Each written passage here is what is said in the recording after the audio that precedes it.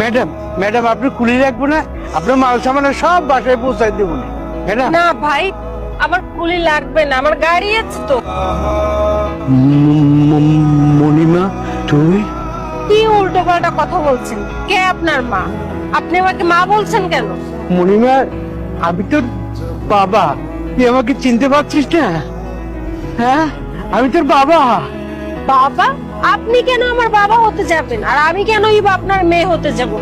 আপনার মতো কুলি কখনোই আমার বাবা হতে পারে না। ও হ্যাঁ, মনে পড়েছে, আপনি তো আশরাফ চৌধুরী। আপনার তো অনেক টাকা পয়সা আছে, টাকা পয়সার অনেক অহংকার আপনার, কিন্তু আপনার এই অবস্থা কেন? হ্যাঁ আমি অনেক টাকা পয়সার মালিক ছিলাম, তো এখন আর আমার কিছুই নাই রে মণি। খবরদার, আপনার ওই মুখে একবারও আমার নাম উচ্চারণ করবেন না।